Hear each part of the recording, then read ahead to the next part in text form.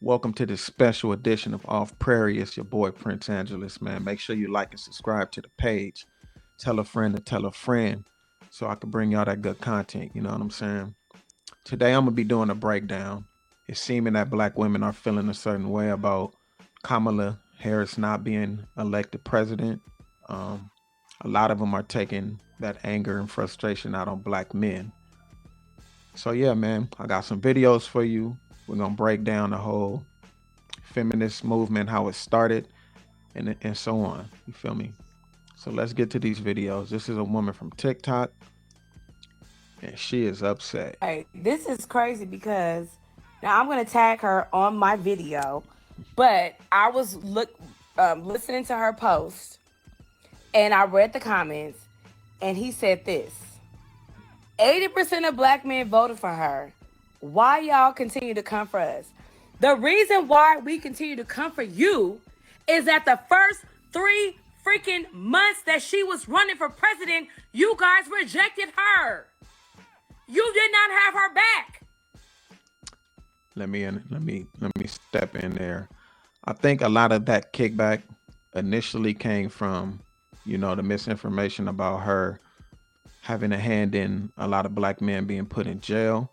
Um, there was a lot of misinformation going around about the number of black men that was locked up on her behalf, which since then has been debunked.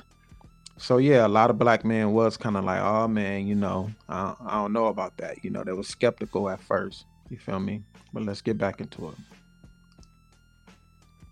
When Joe Biden stepped down in July, from July, August, September, into the middle of October, y'all did not have her back. Y'all said, oh no, I'm not voting for a black woman. I'm not doing that. No. What is her policies? What the fuck did Trump say?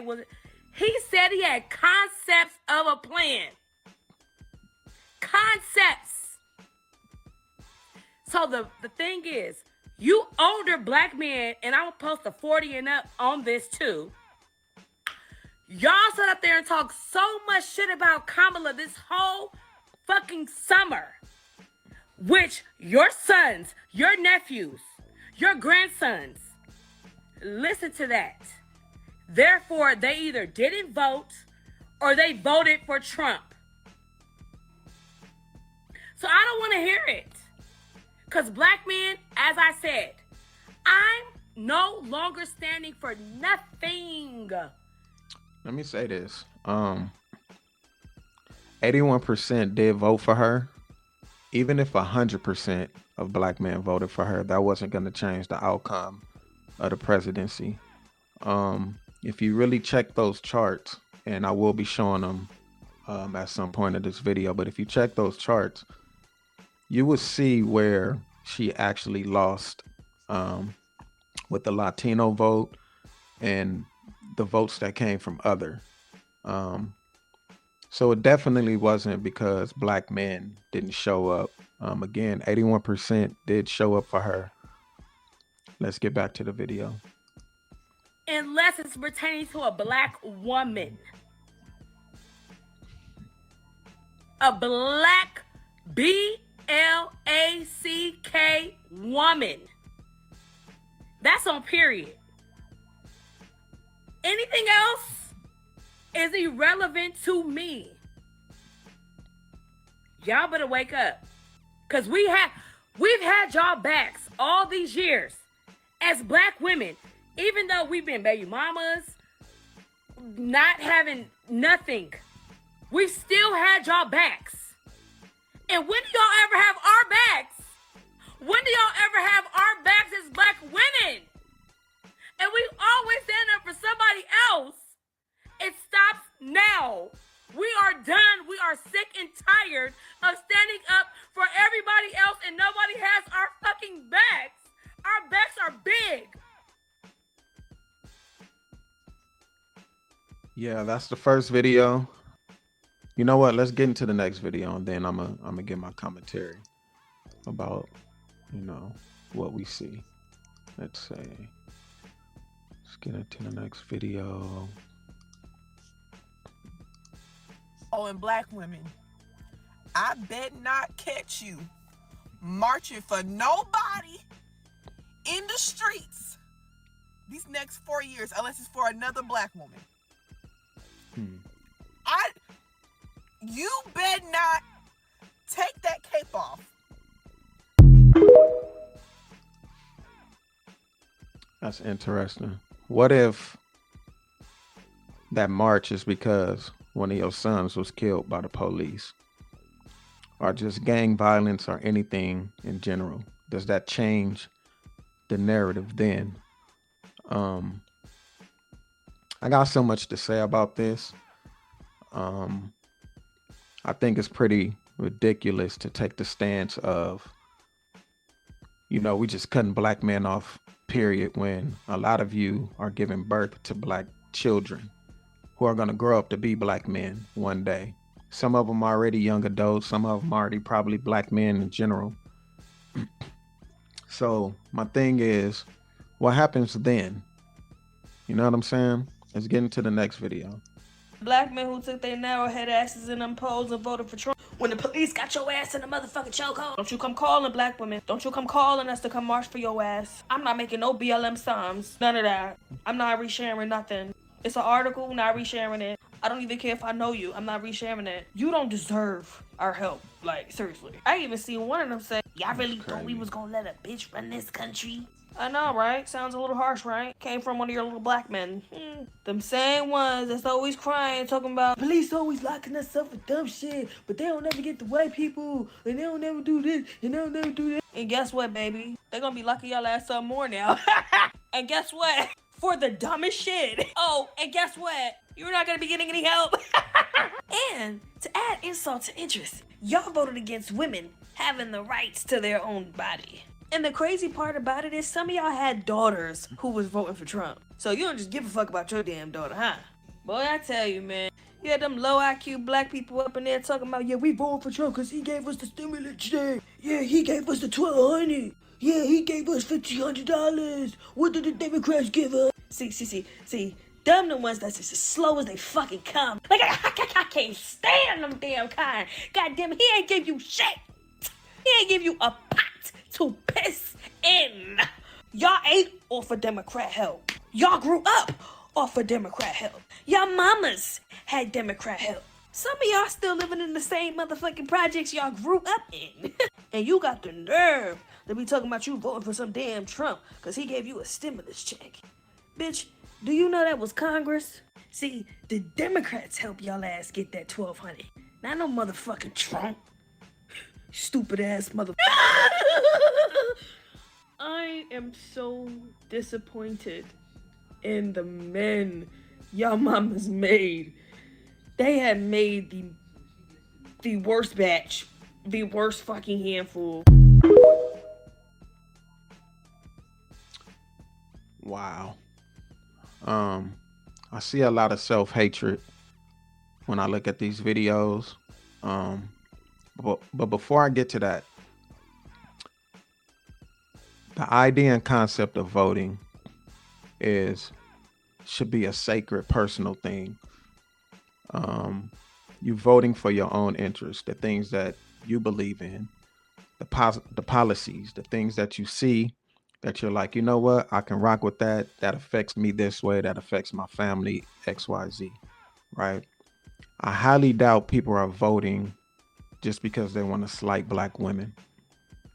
I highly doubt that there's black men out there that's like, you know what, I'm voting for Trump just because I don't like black women. And I think that's a problem.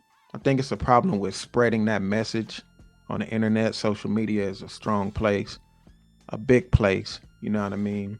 You get on the internet and you start spreading this rhetoric around about all the stuff she said. Like, she's literally mocking black men being shot by the police and choked out and all these different things, and saying she's not going to help.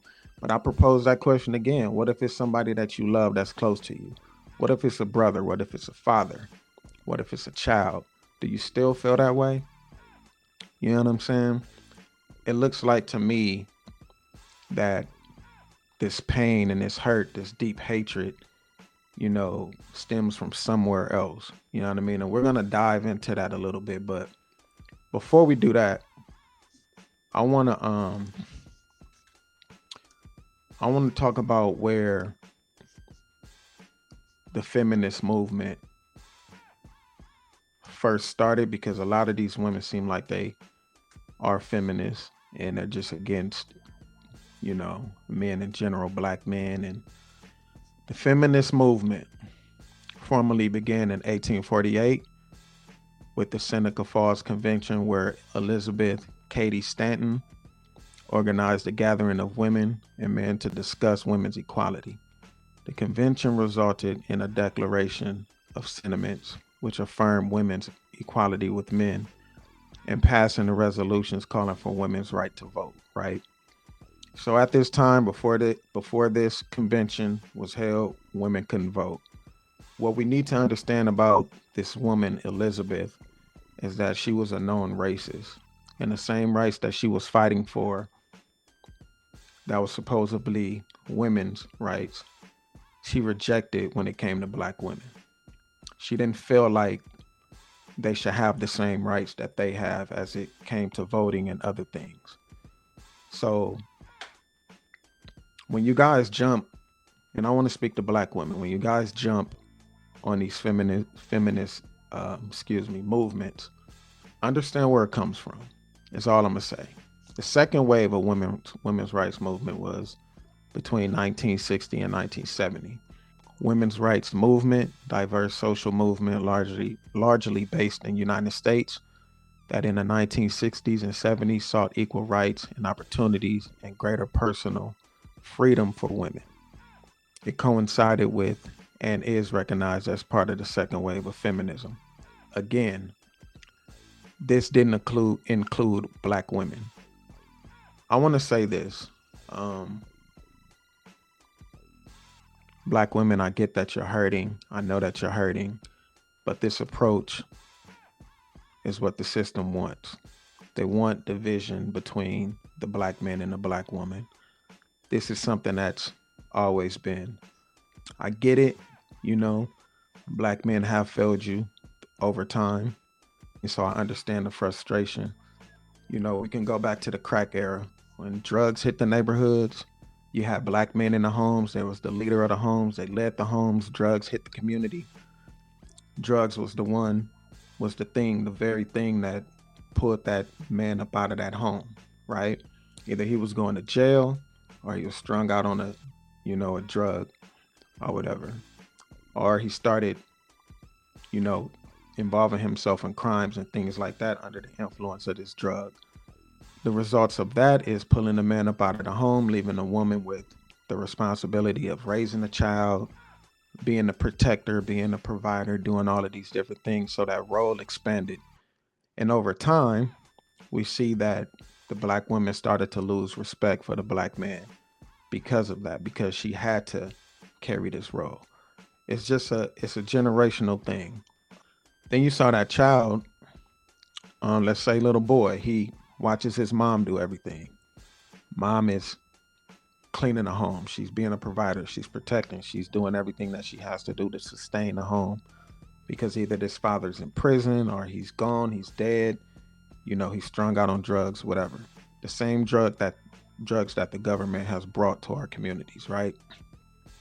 So he grows up to be a man and he puts that expectation on the woman that he's with, right?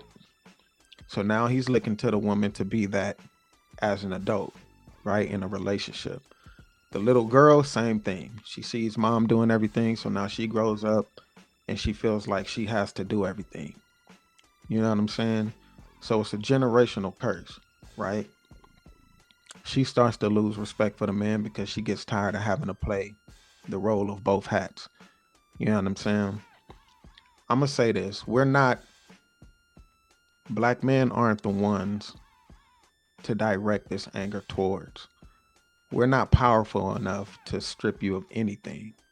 We both are in the same boat. Even dating back to slavery, the idea was to divide us. If you check throughout history, the slave ships, right? They will have a divider on the boats, right? Dividing men, the black men from the women. So even way back then, black men couldn't protect They're women from what was happening during slavery. This is build up aggression, dating way back then. So I get the anger, I get the frustration, I get feeling like you're alone, but we're alone as well. We're under the same attack that you are. That comes from systematic oppression. You feel me? I get fighting for your rights, but to target us is not the way to go about it. We need each other. You know what I'm saying? And that's all I'm gonna say about that. What are your thoughts? We can have a discussion. If anybody wants to have a discussion, we can do this one-on-one. We could talk about it. It could be a whole show. Hit me in my inbox. Let me know what's up. But until then, much love to you. Make sure you like and subscribe to the page. Do your thing. Off Prairie, and I'm out.